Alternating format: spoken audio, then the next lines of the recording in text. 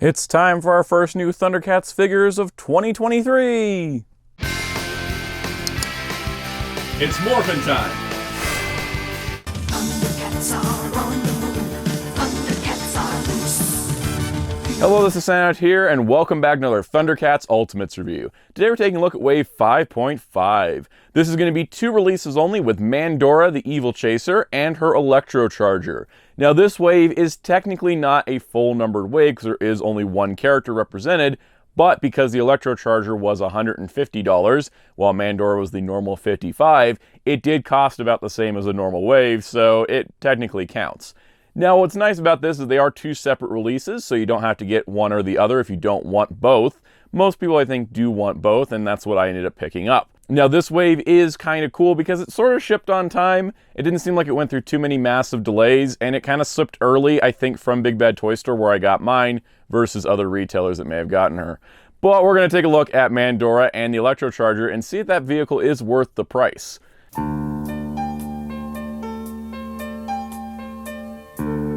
Alright, so here is Mandora. We're going to start with her, of course, because she is the simpler part of this. We have the Thundercats logo, Mandora, usual stuff, slipcover, where you can see she's beautifully displayed inside the package.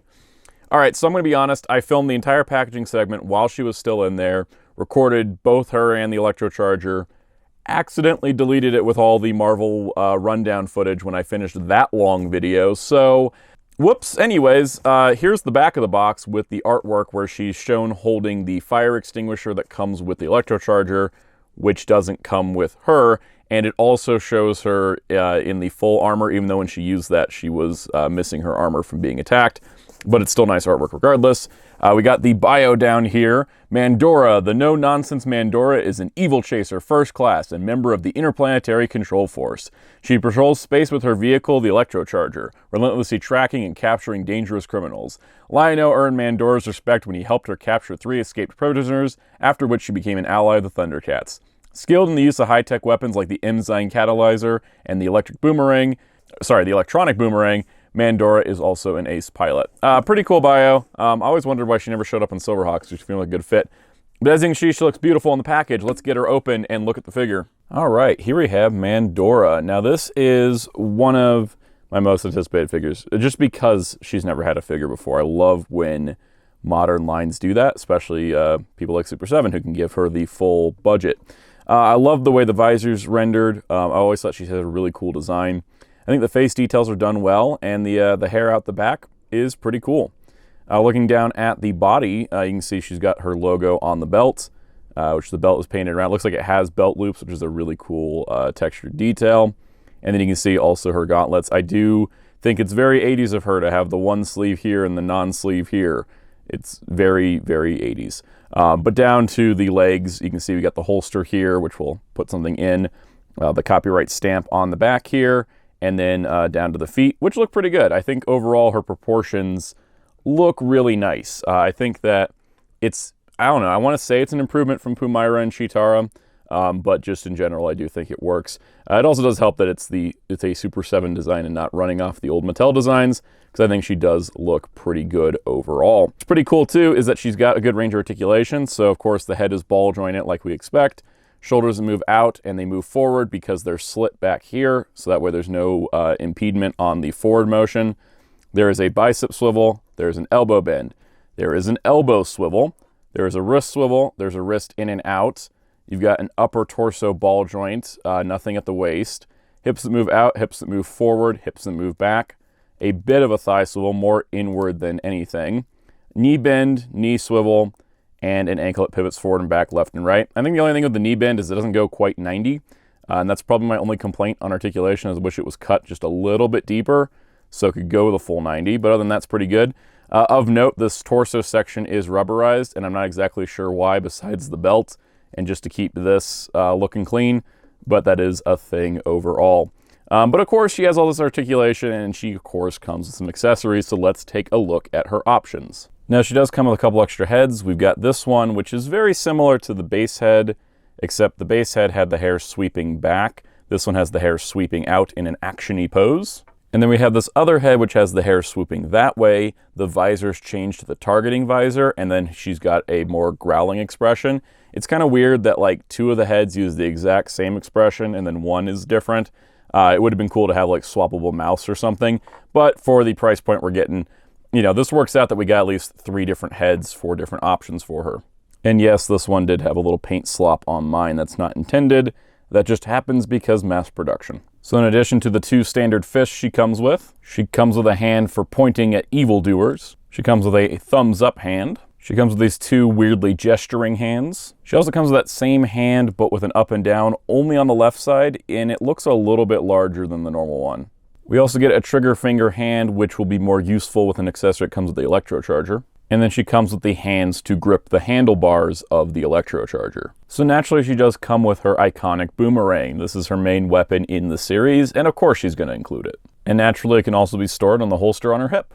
Now she comes with this version of the boomerang too, which is, it sort of reminds me of the Diamond Select Toys Tron figures, where it's, you know, showing the boomerang in flight, and it's kind of an effect, but unless you have her posed like she just threw it, like let's say with this hand, and then you put this up on a stand of some sort to show her like throwing it in motion, it doesn't really work too well, because I mean you could have her grip it with the weird clawed hand. It just doesn't look right in any pose I can figure it out.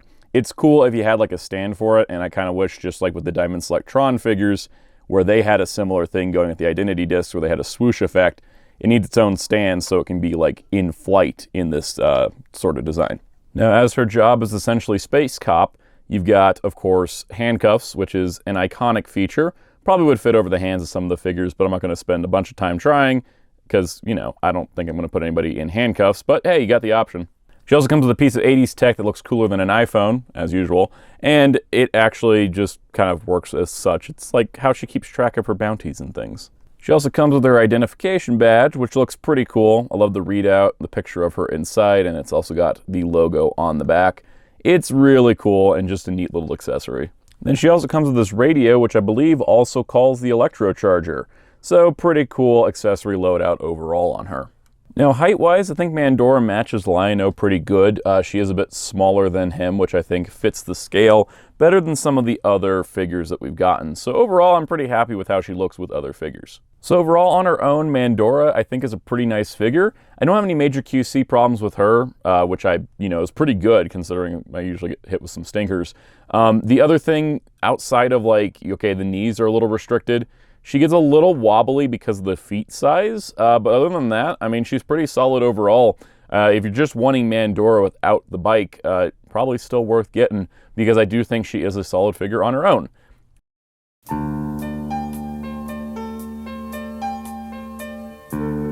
Here's the box for the Electro-Charger. As you can see, it's in stealth mode. The Electro-Charger, Mandora's interstellar transport vehicle, very vintage-inspired box. It's got the burst packaging. On one side, you got a render of her on the bike. On the back is more product renders showing retractable wheels, working kickstand, fuel tank compartment, authentic dashboard, all that good stuff. And on the bottom, it's pretty much just the name and some legal stuff. So pretty cool box, but pretty basic. But let's get looking at the actual Electro-Charger. All right, so here is the Electro-Charger. Now, this is our first vehicle in the line, so it kind of gives us an indication if we get future vehicles past the Thunder Tank of quality. And overall, first thing I want to say is this thing's pretty solid. I don't think I need to tap it with a pencil to tell you that the plastic quality is pretty solid on this. It feels sturdy, which is really nice because a lot of vehicles end up feeling hollow. And even though there's not much in the interior of this, it feels like it's got some weight to it, which I think is really, really good. It's also not too heavy that you feel it's unwieldy, because I've had some vehicles that are too heavy and it's just like unwieldy to carry. This thing's, I think, a good balance. Now, it is packed in flight mode, which is what it's currently in, which we'll look at some of those details in a moment. But I gotta say that, you know, in terms of paint detail, I think they got all the details correct on this, as close as they can to the ever-shifting animation models of 1980s cartoons. Honestly, it looks pretty good. What's really cool up here is we've got sort of this readout display of different buttons and different doodads and stuff. We've got the handlebars, which do turn just a little bit, which almost makes me think they're not supposed to, and they just kind of turn. It's got 2 seats, which is really nice because it did have that in the series. And then the antenna on the back here is removable. I stuck it in there and I can't get it out, so maybe it's not removable so much as you have to put it in. But other than that, I mean, this thing turned out pretty nice. And what's really cool too is that you have like a lot of nice size to it because, well, this isn't a small vehicle. I mean, here is our standard for action figures Lion-O, who you can see isn't even as tall as the side pauldrons. So this thing is fairly large. And that also means if you don't want Mandora riding it and you just want her standing next to it, it doesn't look too small, which is kind of a problem with vehicles at times. So that's pretty good too.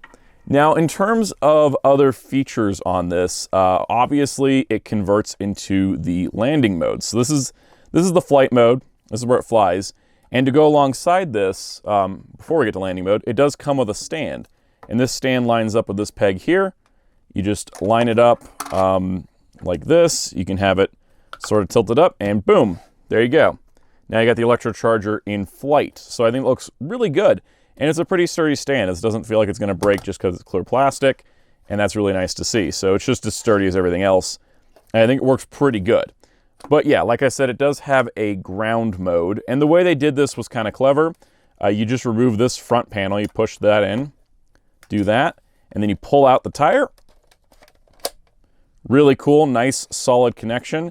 The tires do have a faux rubber feel to them. And it does roll. And then on the back here, you pull this panel like this, and then you come back here, open up the panel back here. Actually, it opens from the top, and then push the tire down like that till it clicks into place. And then now you've got 2 wheels, and it can roll. So what's pretty cool is that the wheels are large enough that if you balance it just right, it's not going to tip in either direction. Naturally, it will because it's like a motorcycle. But it actually sort of stabilizes out because of the thickness of the tires. And it rolls really nice. This rolls better than some kids' toy vehicles. And then if you want a kickstand, you do have a kickstand option there where the flight stand plugs in, and that makes sure that it doesn't tip in either direction. So that's pretty good, I think. And it also still rolls even with that stand. You're just going to scratch your table. But overall, I like the fact that you can sort of balance it out on the 2 wheels, slightly. But you can sort of balance it, which is pretty good. And I think that the connection here, the way the wheels come down, especially this one, is super satisfying and feels like it's going to hold up to the test of time, which is really good to have in a vehicle that was $150. So pretty good. Now, this isn't the only accessories it comes with. You may have noticed there's a compartment here, and opening this basically just leaves a giant cavity. And the reason for that is because you get the extinguisher gun, which Mandora used to fight off like an alien parasite. And while, yeah, she can hold it here and hold it here, it is stored in here in the show. And it does show her basically blasting, it was some space virus thing. I think it was in her first episode. It was her blasting it, so you get the blast effect for it, which is pretty good. And that's why you have a trigger finger hand with Mandora to use this with. But the other cool part is that up here on the display, you can put these, which are magnetic. They're these magnetic boards. So we have this one with a bunch of switches. It almost looks like Lynx-O's Braille board in a way. And then once you have that, they're pretty strong magnetic effect here. Let's get that off here. And you can see that's the magnet glued in on the panels. And then you also have this panel as an option. And this is pretty solid. This ain't going anywhere. That is magnetized on there. So I think it's really cool using magnets to kind of have a swappable display, depending on which one you want. You can also stack them on top of each other, which just looks silly. But I like that you have options of how you want to display your Electro-Charger. And then if you really want to, you could probably stash those down in there, but they'll probably get lost. So I'm not going to do that. Kind of like the one with all the little buttons on it like that. So pretty cool. So you got all this stuff going on. But how does it interact with Mandora herself? So first things first, here is the extinguisher, which you can see she can hold the can in one hand, the extinguisher in the other with the blast effect on it. Now, unfortunately, and I hope this shows up because it's red on red, the actual hand is not big enough for the extinguisher, and it's stretching the fingers, and there are stretch marks down the middle of her fingers there, which isn't great. Don't like that too much at all. The other thing I don't like too much is that her hands are this sized and the handlebars are this sized. And these are the hands I like to use the boomerang with, so I don't really want to stretch these out to fit over them. So we're going to try something different because the box render actually shows using different hands. It's more awkward, but it's not going to stretch her fingers so bad. All right, so here she is on the bike. Now, those hands, they're weird and clawed, but they hold her on there. Now, of course, if I take the bike and tip her over, she's going to fall off. But the hands, actually, if you notice this, the hands stay gripped. So maybe the render is right, and those are the hands to use. They certainly do have the widest grip on them. Now, you notice that because of her knees, it does look like her legs don't fold enough. I think it's fine, but I know some people are going to be like, I wish the knees bent more. And I kind of wish the knees bent just a bit more. But honestly, she looks pretty good in street mode here with the tires, and it still rolls. It doesn't balance out as well. I think, there we go, and there it goes. Because of her sort of asymmetrical design, because there is the boomerang on one side, it doesn't balance out as well with her on it. But what's cool is that we have that kickstand, and with that kickstand, boom, balanced out, good to go if you want it in wheeled mode. And there she is on the bike in flight mode. And yes, the other seat can hold another figure. Lion-O has nothing to grip onto unless he wants to like lovingly hold Mandora, which he can't because of his restricted articulation. So yeah, I mean, it works out pretty good. If you want this on a shelf with like him riding on the back of her bike, I mean, I'm sure you could do it more natural than that. His hips don't move as wide as hers, so I definitely appreciate the hip movement, more importantly than the legs. But yeah, I think it looks pretty good. This is a fairly large vehicle. Like you say, you can hold 2 figures, and I think that on a display, this is going to look fantastic. Now, speaking of displays, I normally close out my reviews on the collection, but this is going to need the entire collection to be taken down and reworked. And at that point, I might as well just wait for the Thunder Tank to do that because, well, that's just going to destroy everything. But overall, I do really like the set. I think the bike is really nice. I love just the clear plastic details and the painted details. It just looks really good, and Mandora looks good on it. If you do want just Mandora as a figure, she's still good on her own. If for some reason you want the Electro-Charger without her, good vehicle on its own. But together they do make a nice, iconic duo for the Thundercats lineup. And I'm honestly pretty happy with these, and I can't wait to see what comes out next. So that does it for this review. The next wave is going to be Wave 6. Now, Wave 6 is all toy color versions of characters, and I'm just not doing it. The fact is, I love Thundercats deeply, and I would like to collect every single release in the line, but what the heck do I do with the toy variants? I'm more of the cartoon guy. I don't have the nostalgia for the original toy versions. So because of that, I'm just going to be skipping out on Wave 6. Now, the next Thundercats release should be the Thunder Tank, and I will figure out some way to review that big old beast. And I'm looking forward to getting it in hand. Especially after handling the Electro-Charger, I am hoping a larger vehicle is going to have that same quality.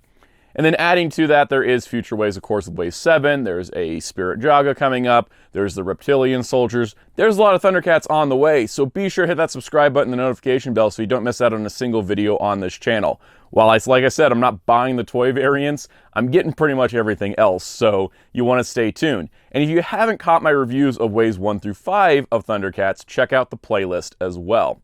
In addition to that, you can follow me on Twitter, Instagram, and TikTok at Soundout12. Catch me live here on the YouTube channel Mondays at 5 p.m. Eastern. Also check out my graphic designer Darkclaw on Twitter at Darkclaw643. And check out HeroClub at hero-club.com for geek interviews, news, and more. Until next time, this is Soundout saying, Thundercats, ho!